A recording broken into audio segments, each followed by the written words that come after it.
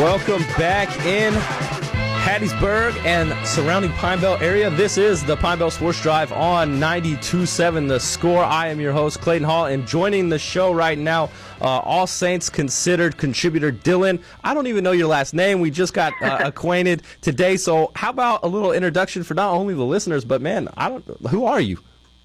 Hi, my name is Dylan Sanders. Okay. I'm actually one of the newest. I think I'm actually the newest member of AllSaintsConsidered.com. I've known Ross for a little bit, so he decided to give me an opportunity to into the sports journalism world. Good deal. Good deal. We'll be looking forward to reading your stuff on AllSaintsConsidered.com. And that's why you called in, because we need to talk a little Saints football. Yesterday, finally, Saints back in action. They're playing maybe not a meaningful game as in for the fans, but meaningful in the terms of position battles, of getting young guys reps, guys like Taysom Smith and obviously backup quarterbacks. But let me just, before we get into all that, all the specifics, what were your general feelings about last night's game, or what just general takeaways from last night's game? It was an interesting game. The first half was very disappointing. The defense gave up a lot of big plays, of course, and so but the defense kind of picked it up in the second half. Jaron Elliott getting 2.5 sacks, 2 forced fumbles there at the end of the game. Big, huge for him since he's fighting for a roster spot. Taysom Smith showed off a little bit in the game. Of course, 4 receptions, 48 yards. He's had a huge camp, big play every day, basically out of him. So it was really cool to see him push to make the highlight reels the highlight reels coming out of Saints camp are unreal when it comes to that guy. Yeah, it's insane. He's like highlights at least one a day, and he's really making a push for an improved role going into the season. Everyone assumed he would be the 4th receiver, but if he keeps playing like he's playing, I could see him maybe not going over Ted Ginn just because Ted Ginn has a little bit more experience, but he's definitely that deep threat that we need. You know, and let's talk about Taysom a little bit more, because with his production, obviously, look, it's preseason. We don't want a preseason week 1. We don't want to take too much out of it, but 4 receptions, 40 yards, over 10 yards a catch. That's a great sign, and that's all pretty much it really is a great sign. But, the reports from everybody covering the Saints is that Taysom Smith is making people, they're just raving about it, making people take notice, making the coaches take notice. And who we haven't heard a lot about, or I haven't heard a lot of people talking about, is Brandon Coleman. Is Brandon Coleman a guy that could be in big trouble with a roster spot right now?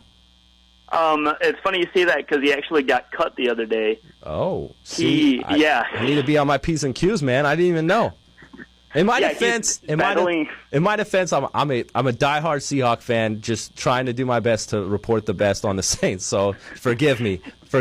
Oh yeah, no, it's fine. It's still interesting. He was a big player for us. Great in the run block game. Great in like a depth receiving guy. He's just dealing with 2 injuries right now. Sean Payton said they're cutting him, kind of like how they did with John Kuhn last year. They're just freeing up a roster spot.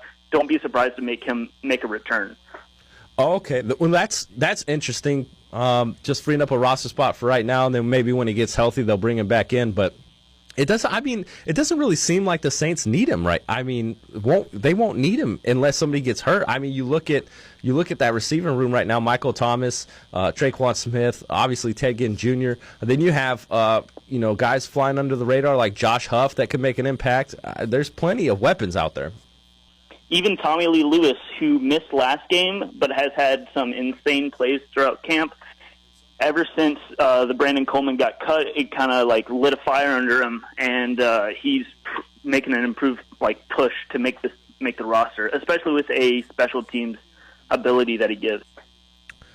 All right, moving right along, All Saints, the Twitter handle, I forgot what it is, All Saints blog. There we go, at All Saints blog on Twitter last night. They decided, I don't know who runs the account, but they tweeted out Tom Savage is better or greater than Taysom Hill. Now, that's bold because Taysom Hill had a hell of a preseason game. He was 8 of 9 for 72 yards, 8 yards per attempt, and then he had 52 rushing yards at 7.4 yards a run with a touchdown.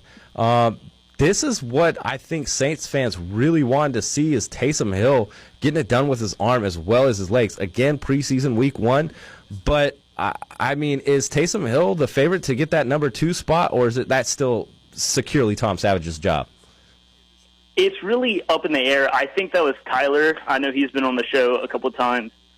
I believe he's a big Tom Savage guy. Tom Savage played really boring yesterday. He didn't have any crazy plays. He had a really bad overthrow on Alvin Kamara. And Taysom Hill was much more exciting, that's for sure.